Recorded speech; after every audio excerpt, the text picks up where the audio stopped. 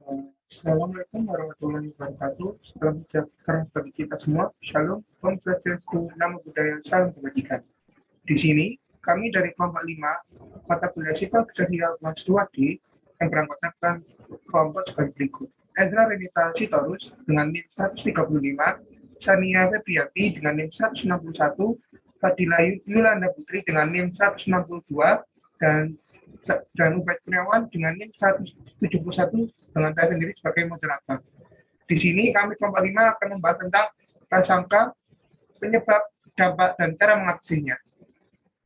Adapun pokok pembahasan yang kami bagi menjadi 4 pokok bahasan, yaitu yang pertama, prasangka dan diskriminasi, sifat dan sumbernya. Yang kedua yaitu sumber prasangka, perbedaan pandangan. Yang ketiga yaitu prasangka bukanlah suatu yang tidak terelakkan, teknik untuk mengatasi dampaknya. Yang keempat yaitu prasangka berdasarkan gender, sifat, dasar, dan dampaknya. Selanjutnya yaitu prasangka dan diskriminasi, sifat dan sumbernya. Prasangka wujud dari ketiadaan toleransi. Prasangka prejudice adalah sebuah sikap, biasanya negatif, terhadap anggota kelompok tertentu, semata berdasarkan keanggotaan mereka dalam kelompok tersebut. Dengan kata lain, seseorang yang memiliki prasangka terhadap kelompok sosial tertentu cenderung mengevaluasi anggotanya dengan cara yang sama, biasanya secara negatif semata karena mereka anggota kelompok tersebut. Di kalangan individual, mereka memainkan peran yang kecil. Mereka tidak disukai atau dalam beberapa kasus yang disukai. Hanya karena mereka termasuk dalam kelompok tertentu, sebaliknya diskriminasi merujuk pada aksi negatif terhadap kelompok yang menjadi sasaran prasangka. Ketika prasangka didefinisikan sebagai tipe khusus dari sikap, dua implementasi mengikutinya, yaitu yang pertama, sikap seringkali berfungsi sebagai skema kerangka pikir kognitif untuk mengorganisasi, menginterpretasi, dan mengambil informasi. Maka individu yang memiliki prasangka terhadap kelompok tertentu cenderung memproses informasi tentang kelompok ini secara berbeda dari cara mereka memproses informasi tentang kelompok lain. Yang kedua yaitu sebagai sebuah sikap, prasangka juga melibatkan perasaan negatif atau emosi pada orang yang dikenai prasangka ketika mereka hadir atau hanya dengan memikirkan anggota kelompok yang tidak mereka sukai. Prasangka, mengapa hal tersebut ada? Manusia adalah cognitive research. Mereka dalam kebanyakan situasi menanamkan usaha kognitif sesedikit mungkin. Kemudian mengapa begitu banyak orang yang membentuk dan memiliki prasangka? Penelitian menemukan dua kesimpulan, yaitu yang pertama secara individu, mereka memiliki prasangka karena dengan melakukannya mereka meningkatkan citra diri mereka sendiri. Ketika individu yang berprasangka yang memandang rendah sebuah kelompok yang dipandangnya negatif, hal ini membuat mereka yakin akan harga diri mereka sendiri untuk merasa superior dengan berbagai cara. Yang kedua yaitu alasan kedua untuk memiliki pandangan prasangka adalah karena dengan melakukan hal tersebut kita dapat menghemat usaha kognitif. Stereotip secara khusus tampaknya melakukan fungsi ini. Ketika stereotip terbentuk, kita tidak perlu melakukan proses berpikir yang hati-hati dan sistematis karena kita tahu seperti apakah anggota kelompok ini. Kita dapat melakukan proses berpikir yang lebih cepat berdasarkan dorongan proses heuristik dan semua keyakinan yang telah dimiliki sebelumnya. Diskriminasi perwujudan prasangka dalam tingkah laku. Diskriminasi atau discrimination yaitu tingkah laku negatif yang ditujukan kepada anggota kelompok sosial yang menjadi objek prasangka. Rasisme modern yaitu lebih halus tetapi sama mematikan. Rasisme berusaha menutupi prasangka di tempat umum tetapi mengekspresikan sikap-sikap mengecam ketika hal itu aman dilakukan. Sebagai contoh, mereka berbagai pandangan tersebut kepada teman dekat dan anggota keluarga yang dikenal. Yang kedua yaitu mengukur sikap rasial implisit dari the bogus people sampai the bona fide people. Pendekatan yang paling langsung untuk mengukur prasangka adalah dengan menanyakan pandangan mereka terhadap berbagai kelompok rasial, etnis, atau gender. Yang selanjutnya yaitu the bogus people adalah satu teknik untuk mempelajari sikap rasial dan bentuk prasangka lain. Bona fide people adalah sebuah teknik yang menggunakan framing untuk mengukur sikap rasial implisit berbeda dengan the focus people. Proses ini melibatkan beberapa tahap, yaitu tokenisme keuntungan kecil biaya tinggi. Tokenisme yaitu contoh di mana individu menunjukkan tingkah laku positif yang menipu terhadap anggota kelompok outgroup pada siapa mereka merasakan prasangka yang kuat. Kemudian tingkah laku tokenistik ini digunakan sebagai alasan untuk menolak melakukan aksi yang lebih menguntungkan terhadap kelompok ini. Tokenisme memiliki dua efek negatif.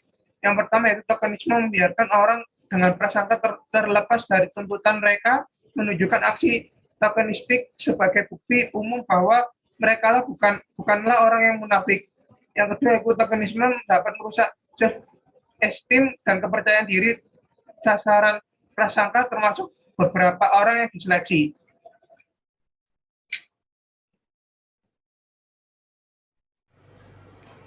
Yang kedua, sumber prasangka perbedaan pandangan. Yang pertama, konflik langsung antar kelompok. Kompetisi sebagai sumber prasangka. Teori konflik realistik atau realistik konflik teori, menurut pandangan ini, prasangka berakar dari kompetisi antar kelompok sosial untuk memperoleh komoditas berharga atau kesempatan. Pendeknya, prasangka berkembang dari perjuangan untuk memperoleh pekerjaan, perumahan yang layak, sekolah yang baik, dan hasil lain yang diinginkan.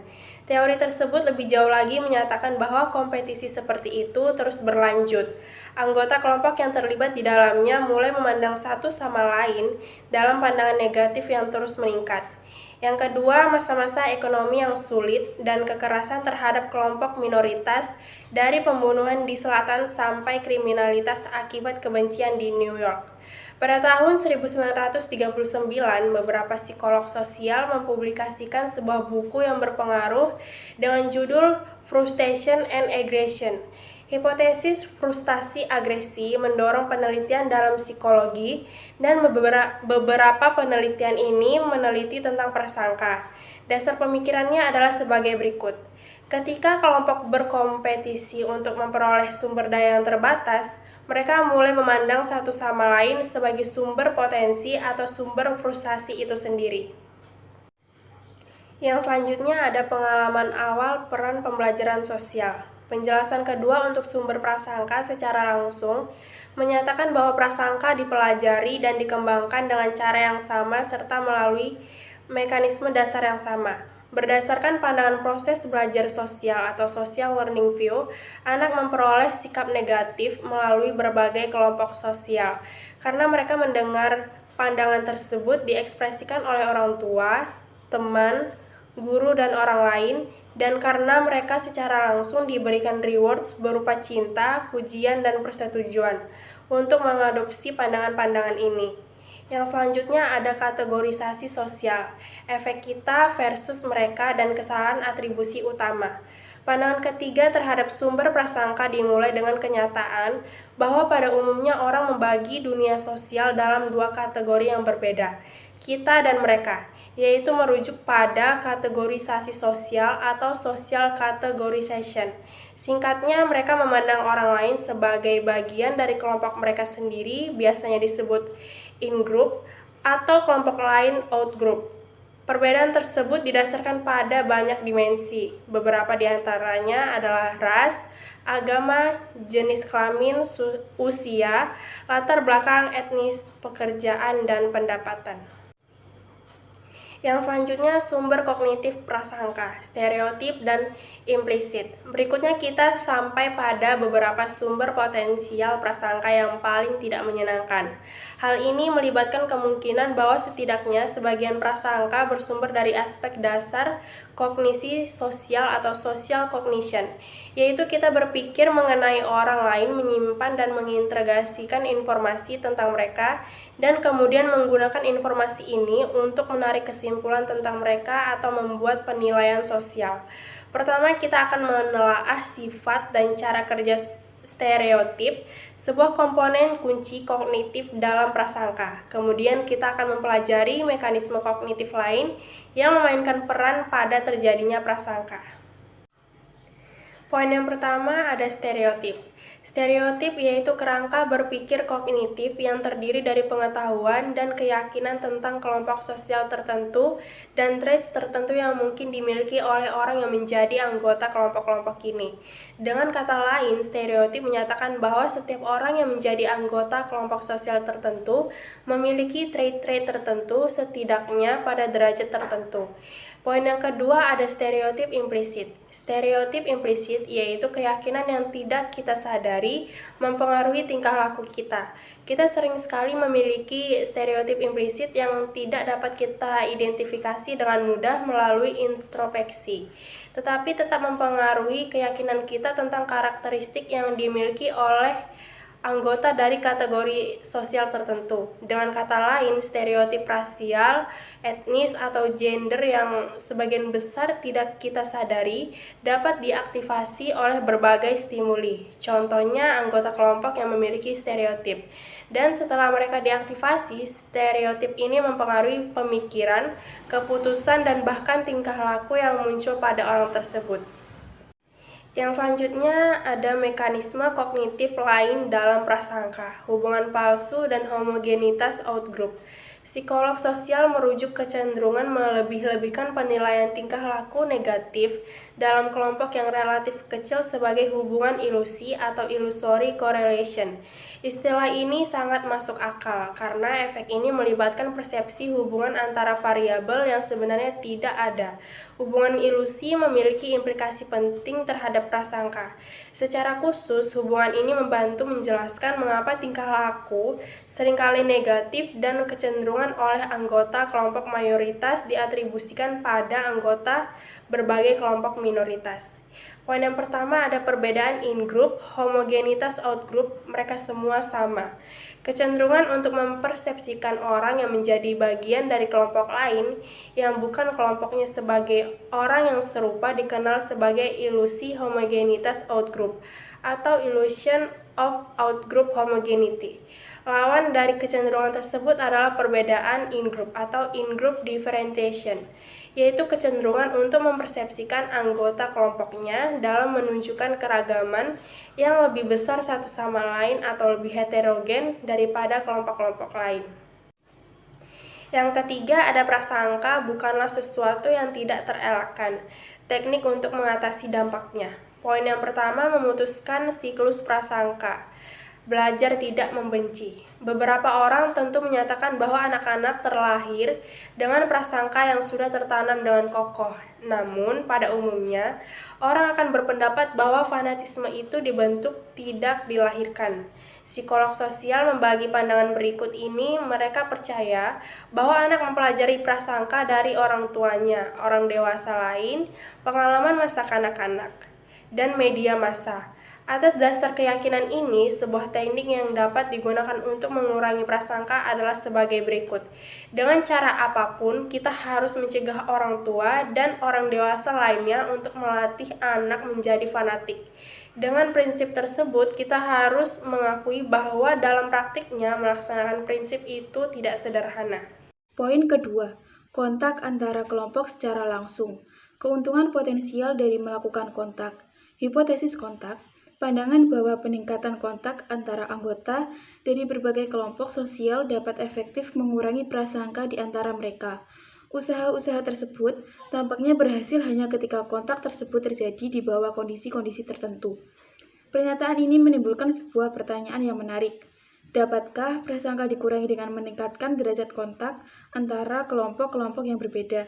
Ide bahwa hal ini dapat dilakukan dikenal sebagai hipotesis kontak. Dan ada beberapa alasan bagus untuk memprediksikan bahwa strategi ini dapat dibuktikan keefektifannya. Pertama, meningkatkan kontak antara orang yang berasal dari kelompok yang berbeda dapat mengembangkan pemahaman akan kesamaan di antara mereka, seperti yang akan kita pelajari dalam bab 7. Kesamaan yang dipersepsikan dapat meningkatkan daya tarik satu sama lain. Kedua, walaupun stereotip sulit untuk diubah, namun dapat digeser bila terdapat sejumlah informasi yang tidak konsisten dengan stereotip yang diberikan tersebut, atau ketika individu menemukan sejumlah pengecualian yang cukup terhadap stereotip yang dimilikinya. Poin ketiga, Intervensi kognitif. Dapatkah kita belajar untuk mengatakan tidak pada stereotip? Sepanjang bab ini, kita telah mempelajari bahwa stereotip memainkan peran penting dalam prasangka. Kecenderungan untuk memikirkan orang lain dalam hubungannya dengan keanggotaan mereka dalam berbagai kelompok atau kategori tampaknya menjadi faktor kunci bagi terjadi dan menetapnya beberapa bentuk prasangka. Jika hal ini benar, maka intervensi yang dirancang untuk mengurangi dampak stereotip dapat terbukti sangat efektif dalam mengurangi prasangka dan diskriminasi. Bagaimana tujuan ini dapat dicapai? Terdapat beberapa teknik yang tampaknya efektif. Poin keempat, pengaruh sosial sebagai cara untuk mengurangi prasangka. Sebelumnya, kita telah mempelajari bahwa individu memperoleh sikap kesukuan dan etnisnya melalui proses pembelajaran sosial. Dengan kata lain, prasangka dan stereotip muncul, setidaknya sebagian, dari faktor sosial dan pengalaman. Jika demikian, maka sangat memungkinkan bahwa teknik pengaruh sosial dapat digunakan untuk mengurangi reaksi tersebut. Sebagai contoh, jika individu belajar bahwa pandangan mereka lebih bias atau lebih berprasangka daripada orang lain yang mereka sukai, mereka mungkin akan termotivasi untuk ubah pandangan orang lain menjadi lebih menyerupai pandangan mereka yang menjadi kelompok rujukannya. Lihat bab 9 untuk diskusi menyeluruh secara teknik-teknik pengaruh sosial. Bukti nyata bahwa pengaruh sosial memang dapat digunakan untuk mengurangi prasangka baru-baru ini dilaporkan oleh Stenger, Sekris, dan Joss tahun 2001. Poin kelima, mengatasi prasangka. Bagaimana target bereaksi terhadap dogma? Dalam bagian ini dan bab ini kita telah memfokuskan diri pada orang yang memiliki prasangka terhadap orang lain. Bagaimana mereka mengembangkan pandangan negatif ini? Bagaimana mereka menerjemahkan pandangan tersebut ke dalam tindakan yang tampak? Dan bagaimana prasangka dikurangi? Akan tetapi, ada sisi lain mata uang, sasaran prasangka. Bagaimana orang tersebut bereaksi? Dengan kata lain, apa efek prasangka pada mereka, dan teknik apa yang mereka gunakan untuk mengatasinya? Pertanyaan-pertanyaan ini muncul ketika pertanyaan pertama disampaikan oleh psikolog sosial ketika mereka mulai mempelajari prasangka. Sebagai contoh, seorang psikolog kulit hitam yang terkenal, Kenneth Clark, melakukan serangkaian penelitian di mana anak-anak kulit putih dan hitam diberi pilihan antara boneka kulit putih dan hitam. Clark menemukan bahwa banyak anak-anak kulit hitam lebih suka bermain dengan boneka kulit putih dan dideskripsikan sebagai boneka yang lebih baik, lebih menarik, dan lebih menyerupai mereka. Peneliti menginterpretasikan penemuan ini sebagai pernyataan bahwa sebagai prasangka menjadikan anak-anak kaum minoritas menolak identitas rasial atau etnis mereka dan menderita efek yang berbahaya dengan menurunnya self-esteem. 4. Prasangka berdasarkan gender, sifat dasar dan dampaknya. Lebih dari setengah populasi dunia adalah perempuan. Namun, walaupun faktanya demikian, banyak budaya masih memperlakukan wanita sebagai kelompok minoritas. Mereka tidak dilibatkan dalam kegiatan ekonomi dan politik. Mereka telah menjadi korban stereotip negatif yang kuat dan mereka telah menghadapi diskriminasi yang jelas dalam berbagai aspek kehidupan di tempat kerja, pendidikan yang lebih tinggi, dan pemerintahan. Situasi ini telah berubah setidaknya di beberapa negara dan pada derajat tertentu. Praktik diskriminasi telah dilarang oleh hukum-hukum di berbagai negara, dan setidaknya stereotip negatif yang berdasarkan pada gender perlahan mulai menghilang. Sebagai contoh, saya pernah tinggal di Perancis selama musim semi tahun 2001, ketika pemilihan umum untuk gubernur terjadi di seluruh negeri. Untuk melawan bias gender sebelumnya, sebuah peraturan baru menuntut 50% dari kandidat yang dicalonkan oleh setiap partai besar adalah wanita. Poin pertama, seksisme yang keras maupun halus. Dua bentuk prasangka berdasarkan gender. Istilah prasangka tampaknya mengimplikasikan kebencian ketika kita mengatakannya. Dalam pembicaraan sehari-hari bahwa seseorang berprasangka terhadap orang dalam kelompok tertentu. Hal ini akan mengimplikasikan bahwa mereka memiliki pandangan sangat negatif terhadap kelompok tersebut. Tetapi nyatanya, prasangka dapat memiliki sisi lain yang sangat jauh berbeda. Bahkan orang rasis yang seringkali memiliki prasangka yang sangat kuat terhadap orang kulit hitam dapat mengakui bahwa mereka sangat atletik dan sangat berbakat musik mungkin lebih tinggi daripada kemampuan orang kulit putih. Hal yang serupa dengan seksisme, yang suka menunjukkan dua wajah yang berbeda. Salah satunya dikenal sebagai seksisme yang penuh kebencian. Pandangan bahwa wanita jika tidak inferior daripada pria, memiliki banyak staf negatif. Contoh, mereka ingin diistimewakan, terlalu sensitif, atau berusaha membuat kekuasaan dari pria yang tidak sepantasnya dan tak seharusnya mereka milik pandangan lain. Yang Glitch dan koleganya deskripsikan sebagai seksisme bentuk halus. Pandangan yang menyatakan bahwa wanita pantas memperoleh perlindungan superior dibandingkan pria dalam berbagai hal. Contoh, mereka lebih murni, memiliki selera lebih baik, dan diperlukan untuk kebahagiaan pria. Contoh, tidak ada pria yang utuh kecuali ia memiliki wanita yang ia puja dalam hidupnya. Menurut Glitch dan koleganya tahun 2000, kedua bentuk seksisme ini merefleksikan kenyataan bahwa pria telah lama memiliki posisi dominan dalam kebanyakan masyarakat manusia. Sebagai hasil kekuatan ini, mereka memandang wanita inferior dalam banyak hal. Namun, pada saat yang sama, pria menjadi tergantung pada wanita untuk peran-peran domestik yang mereka mainkan dan untuk keintiman dan cinta yang mereka berikan. Kenyataan ini, pada gilirannya, telah berkontribusi pada perkembangan seksisme halus. Ini saya akan menjelaskan dasar kognitif seksisme, stereotip gender, dan penghargaan yang berbeda. Seksisme melibatkan stereotip gender, yaitu keyakinan tentang karakteristik yang seharusnya dimiliki oleh wanita dan pria. Stereotip-stereotip ini ada bagi kedua gender dan berisi trait yang positif maupun negatif. Sebagai contoh, sisi positif pada stereotip gender bagi wanita adalah wanita dipandang baik, keibuan, dan penuh pengertian. Sisi negatifnya, mereka dipandang sulit mengambil keputusan, pasif, dan terlalu emosional. Serupa dengan pria, pria dipandang memiliki trait positif dan negatif. Contohnya, mereka dipandang tegas, asertif, dan aktif, tetapi juga agresif, tidak sensitif, dan arogan. Menariknya, stereotip gender terhadap wanita sebenarnya tampak lebih baik daripada stereotip terhadap pria. Walaupun kenyataan demikian, wanita menghadapi masalah kunci trait yang seharusnya mereka miliki. Walaupun seringkali bersifat positif, namun dipandang tidak pantas jika status atau posisinya tinggi daripada trait yang dimiliki oleh pria.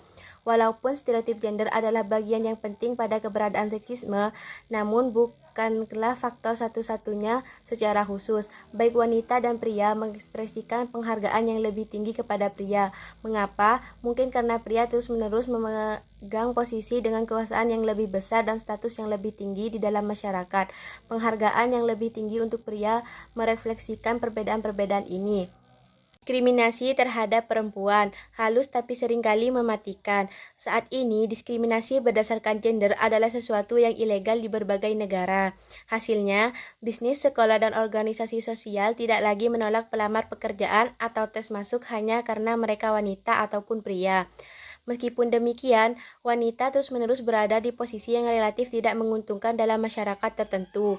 Kebanyakan wanita berada pada pekerjaan dengan status dan bayaran yang lebih rendah, dengan rata-rata gaji mereka tetap di bawah gaji pria. Bahkan untuk pekerjaan yang sama, walaupun hambatan terhadap kemajuan kaum wanita telah banyak berkurang, hambatan lain, kekurangan tersamar lain, terus bekerja melawan mereka dalam berbagai konteks, yaitu beberapa di antaranya. Pertama, peran harapan. Satu faktor yang menentukan pergerakan kaum perempuan melibatkan harapan mereka sendiri. Secara umum, wanita tampaknya memiliki harapan yang lebih rendah terhadap karir mereka daripada laki-laki. Maka harapan wanita yang lebih rendah dalam hubungannya dengan hasil mungkin merupakan faktor penting yang merugikan mereka dalam berbagai konteks. Yang kedua, peran keyakinan dan persepsi diri. Keyakinan yang seringkali disebut adalah sebuah prediktor yang paling baik bagi kesuksesan. Orang yang berharap sukses seringkali sukses.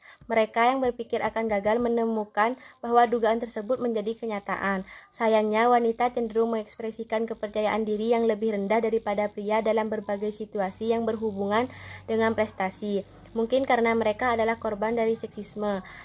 Pada gilirannya, ini dapat berkontribusi pada kenyataan bahwa kaum wanita belum mencapai kesejajaran sepenuhnya dengan pria di berbagai situasi pekerjaan. Alasan lain mengapa wanita kurang percaya diri dalam konteks tertentu adalah mereka belajar melalui pengalaman pahit bahwa taktik sukses pria seringkali menjadi bumerang bagi mereka. Tidaklah mengherankan bahwa kemudian wanita mengekspresikan rasa percaya diri lebih rendah dalam berbagai situasi. Ketiga, reaksi negatif terhadap otoritas perempuan. Saat ini, pada umumnya orang setuju bahwa wanita mampu menjadi pemimpin yang efektif. Mungkin fakta yang bahkan lebih mengganggu daripada hal ini adalah ketika wanita menjadi pemimpin, mereka cenderung menerima evaluasi yang lebih buruk dari bawahannya daripada pria. Hal ini khususnya benar bagi perempuan yang mengadopsi gaya kepemimpinan yang dipandang stereotip maskulin, di bidang di mana sebagian besar pemimpin adalah laki-laki. Dan ketika orang yang mengevaluasi pemimpin tersebut adalah laki-laki, penemuan ini menyatakan bahwa wanita terus-menerus menghadapi tekanan yang tersamar, bahkan ketika mereka mencapai posisi kepemimpinan dan otoritas. Yang keempat, perbedaan gender dalam mendaki tangga perusahaan, glass ceiling dan di atasnya. Antara tahun 1970-an dan 1990-an, proporsi manajer wanita meningkat dari 16% menjadi lebih dari 42%. Akan tetapi, proporsi manajer top wanita meningkat hanya dari 3% ke 5%. Kenyataan ini telah mendorong beberapa pengarang untuk menyatakan keberadaan sebuah glass ceiling, yaitu hambatan terakhir yang mencegah wanita sebagai kelompok untuk mencapai posisi teratas dalam berbagai perusahaan. Lebih formalnya, Departemen Tenaga Kerja Amerika Serikat telah mendefinisikan glass ceiling sebagai hambatan-hambatan palsu berdasarkan bias sikap atau organisasi yang menghambat individu berkualitas untuk mencapai kemajuan dalam organisasinya. Teknik untuk mengurangi prasangka. Prasangka adalah bagian yang umum dalam kehidupan sosial, tetapi pada umumnya psikolog sosial yakin bahwa hal tersebut dapat dikurangi setidaknya dicegah. Ini adalah beberapa tekniknya. Yang pertama, mengajarkan anak toleransi bukan fanatisme. Jika sejak dini anak diajari untuk menghargai semua kelompok, termasuk kelompok yang sangat berbeda dengan kelompoknya, sehingga prasangka sulit untuk berkembang. Yang kedua, meningkatkan kontak antar kelompok atau menyadari bahwa hal tersebut terjadi. Hasil penelitian mengindikasikan bahwa jika seseorang mengetahui bahwa kontak bersahabat terjadi antara anggota kelompoknya dengan anggota berbagai outgroup, prasangka mereka terhadap kelompok ini dapat berkurang secara drastis. Yang ketiga, kategorisasi ulang. Ketika individu memasukkan orang yang sebelumnya tidak termasuk dalam in-group mereka, prasangka terhadap mereka dapat menghilang. Hal ini dapat dicapai dengan mengingatkan orang bahwa mereka adalah bagian dari kelompok yang lebih besar. Yang keempat, mengabaikan stereotip. Stereotip menyatakan bahwa semua orang yang termasuk dalam kelompok sosial tertentu adalah serupa, bahwa mereka berbagi karakteristik yang sama. Keyakinan tersebut dapat dikurangi dengan mendorong mereka untuk berpikir tentang orang lain sebagai individu, tidak semata sebagai anggota kelompok sosial. Lebih jauh lagi, jika individu belajar untuk menolak hubungan implisit antara trait-trait tertentu dengan grup rasial atau etnis, atau mengatakan tidak pada stereotip, dampak dari kerangka berpikir kognitif ini dapat berkurang. Sekian presentasi dari kelompok kami, kurang lebihnya kami mohon maaf. Wassalamualaikum warahmatullahi wabarakatuh.